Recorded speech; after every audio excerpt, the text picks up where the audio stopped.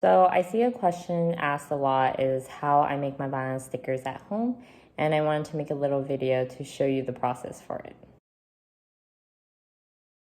So the paper I use, it's Papilio, I think that's how you pronounce it, and this is their website, and you can order online through their new ordering system. And I use their white inkjet waterproof vinyl for the layer that I print on. And on top, I also add a layer of laminate. So they have a few laminates you can choose from. I use the glossy version, but you can do matte, satin gloss, and I think this is semi-gloss. So it kind of depends on what kind of feel you like for your stickers. So this is the stickers that we're gonna be making today. Someone requested some new birds. So I'm actually gonna be hand cutting these. Sometimes I use my silhouette cutter, but since they are one-offs, I don't wanna go through the whole hassle of setting up my silhouette, so I'll show you how I hand cut them as well. Remember to space your sticker designs out so you have enough room to cut the white around it. Usually I put around 1/4 of an inch around each of them to make sure they have enough room to breathe. So I print with a Canon Pro 100 and I set it to matte paper, and that seems to work fine for me. And so we're gonna just let that print.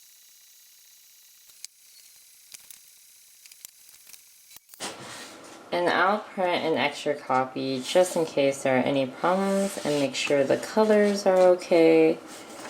Just do a quick inspection.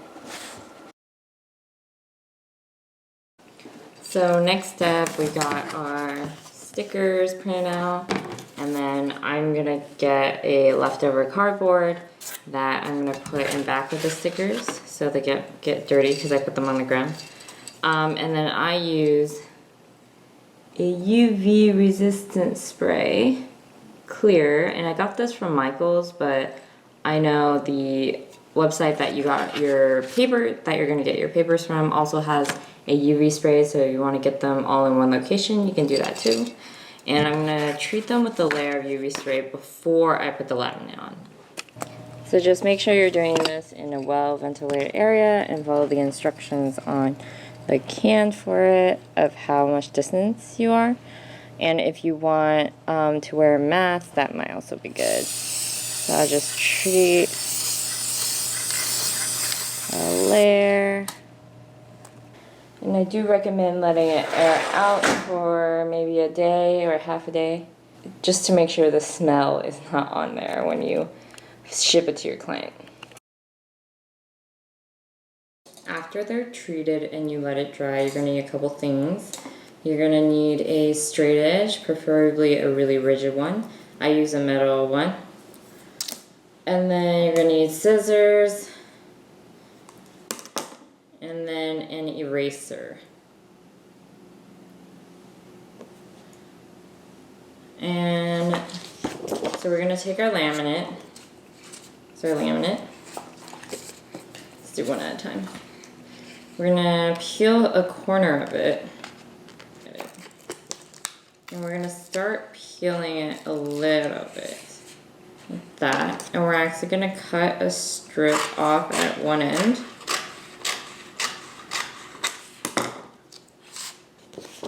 And you can use a backing for this, but I'll just use the table. So I'll stick the edge that we've cut off onto the table, and I'll slip this sheet right to the edge of this so that it's just barely getting caught by the sticky edge. And then I take my straight edge and I put it on one end. I pull the backing at a slow speed, at the same speed as me pushing the ruler through. So you can see I'm pushing the ruler through and I'm pulling the backing off. Just make sure there's minimal bubbles on the actual sticker. Now push it through, and then we take our eraser and then we just push that, all the little tiny bubbles will get pushed out like this. Make sure to go through the whole sticker, and you can do this multiple times if you don't feel like all the tiny bubbles are getting out. Just do it as many times as you need. There you go. And that's pretty much good. Get all the extra eraser dust off. And I unstick it from the table. And I cut off the edges.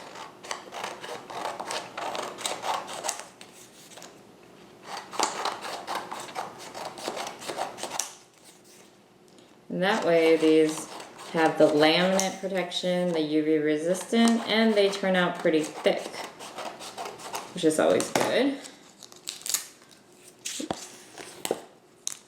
So I'm going to show you it again, just so we got it down. So I'm going to take my sticker sheet, and I'm going to make it sure there's no dust on it, because it's going to get caught under the laminate if there's dust. This last one. And I take a fresh sheet of laminate. I pull one side slightly off the page, and I cut a strip off of the backing.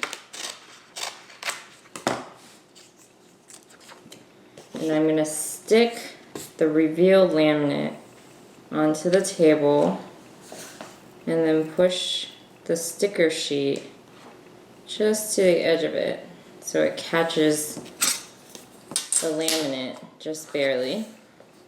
And as I'm pushing the ruler through, I'm pulling the backing off. So I'm going to pull the backing and push the ruler at the same time. And it should go pretty smoothly. It shouldn't be like you're forcing it. It should just glide. Awesome. And then we're gonna do the eraser to get the baby bubbles out.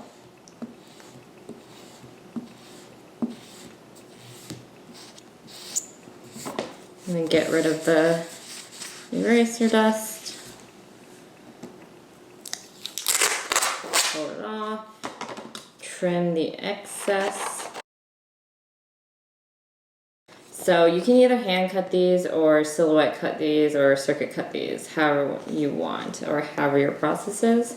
But if you don't have the money to buy a silhouette cutter, you can do it like me, and I just hand cut them. So I'll first cut them into nice little squares, square-ish. I'm gonna separate each of them. And I'll just cut almost a small border around it. You can print the border if you want, but I find it easier just to cut the border. So, just go. Some people say I have very steady hands and it's hard for them to do this, but if you find it hard, just make the border bigger. It's not that big of a deal. I don't think people really care how big the border is, the white around. And I just try to be careful, follow the outside.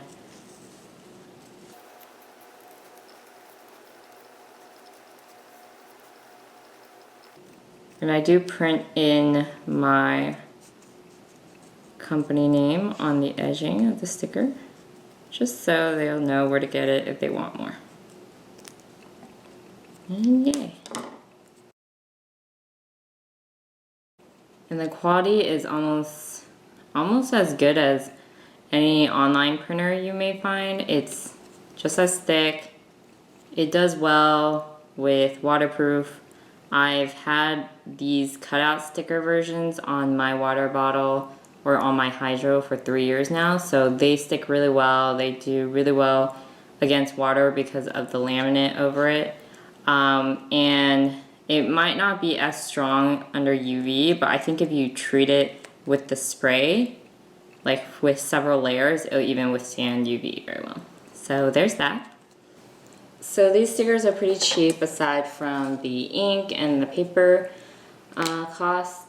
So if you're interested in starting your store and you don't want to spend a lot on stickers right now, they are definitely cheaper than if you wanted to get it printed like from Sticker Mule or Standout Sticker or any other companies. So if you wanted to try out the designs, you're not sure if it's going to sell, I think it's a really good idea to start there. I handmade all my stickers for a few years before I even went to an outside company. And before I even decided to print them from Standout Stickers, I bought a silhouette first because it was still way cheaper than buying stickers from printing companies. So that's also an upgrade option if you find they're doing well and you can't keep up with the hand cutting, then I recommend buying a silhouette and going that route first. You do have to adjust the silhouette settings a little bit because of how thick these specific stickers are. So none of the normal, like, they have settings for vinyl on the silhouette. That's not gonna work. These are way too thick for that because of the overlay in addition to the vinyl. So you're gonna have to do some testing first before you go forward with your stickers. But if you have any questions, let me know. I'm gonna put all the links in the description below, and I'll also put a link to my shop if you wanna buy some of my stickers. Yeah, but I'll finish cutting these out, and hopefully you guys have a great day. Hopefully this helped. And if you have any questions, feel free to reach out to me.